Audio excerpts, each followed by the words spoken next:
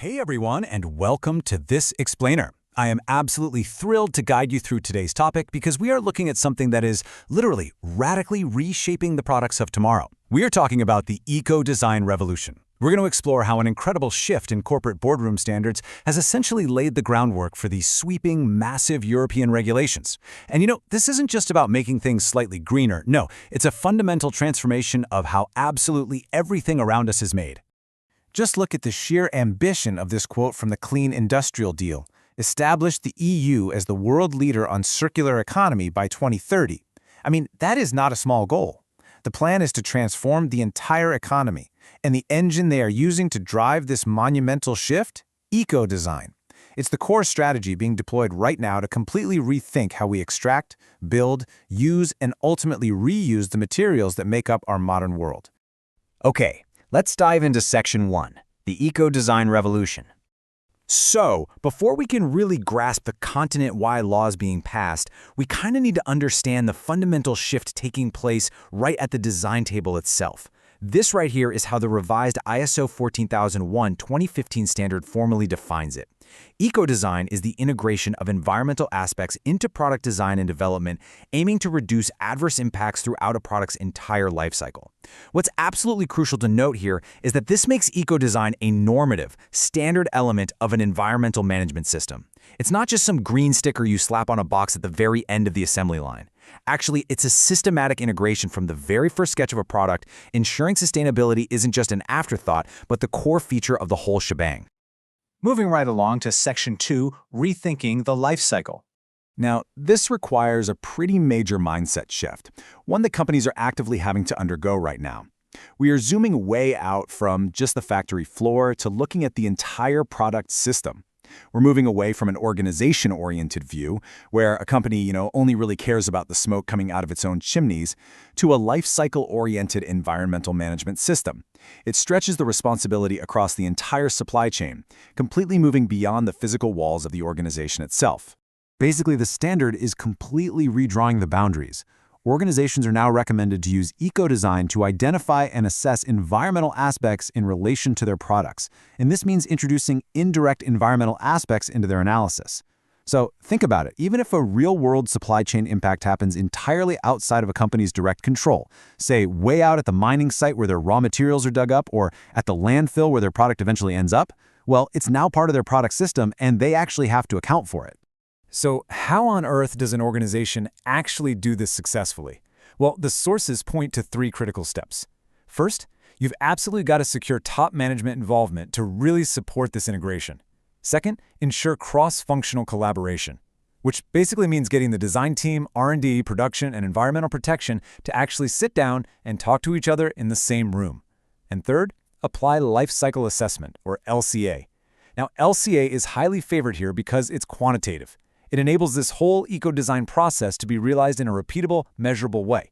So you aren't just guessing about your impact, you actually have the hard data. All right, zooming out a bit to Section 3, the EU's master plan.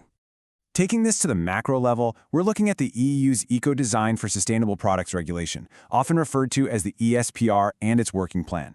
Now, to really grasp the scale of this, look at this number: 145 million. That is absolutely massive. According to the European Commission, this represents the tons of CO2 emissions avoided in the year 2023 alone. And how exactly do they pull that off? Well, through their existing eco-design and energy labeling rules. This is the solid baseline of past success that the EU is now actively trying to replicate on a much, much broader scale. And to put that into perspective, it brilliantly illustrates exactly how effective these regulations can be. Because that same exact set of rules achieved an estimated 12% reduction in final energy consumption for that very same year, 2023. You guys, these aren't just theoretical models on a whiteboard. These are macro-scale proven results that completely set the stage for the next really aggressive phase of regulation. Which brings us nicely to Section 4, regulating a trillion-euro market.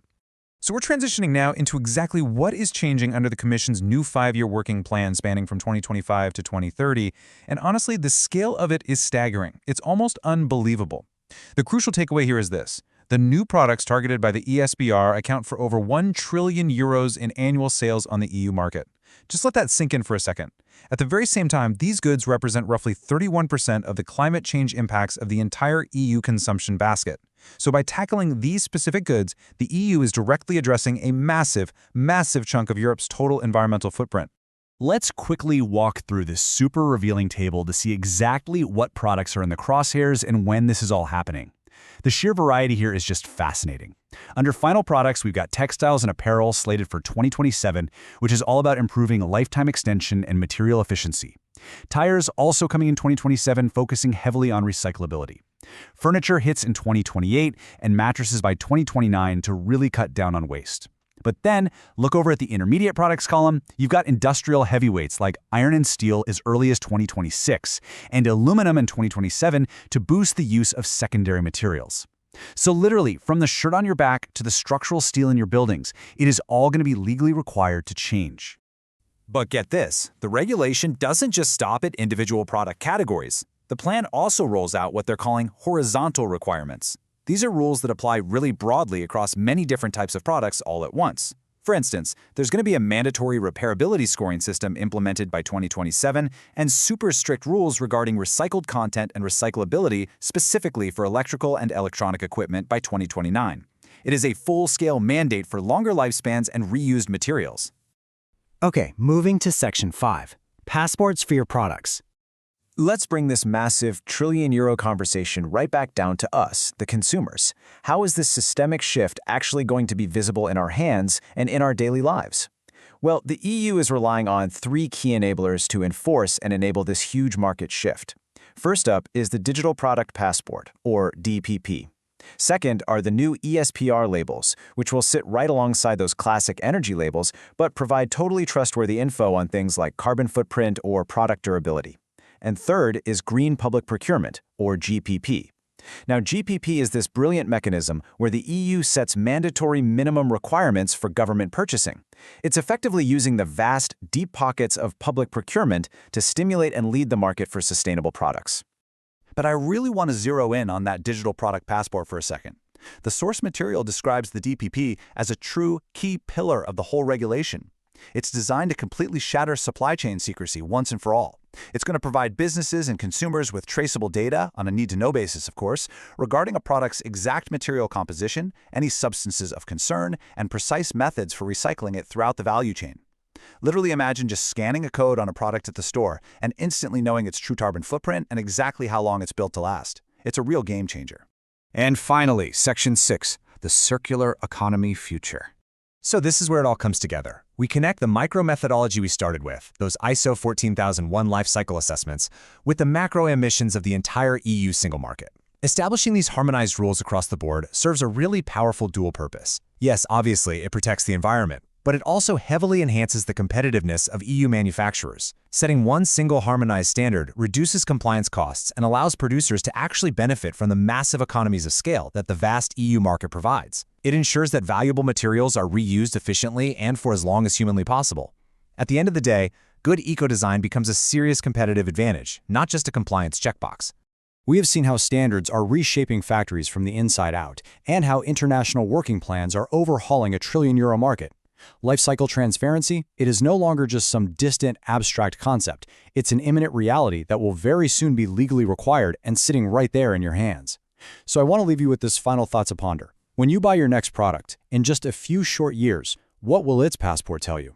Thank you so much for joining me for this explainer. Keep asking questions and keep exploring.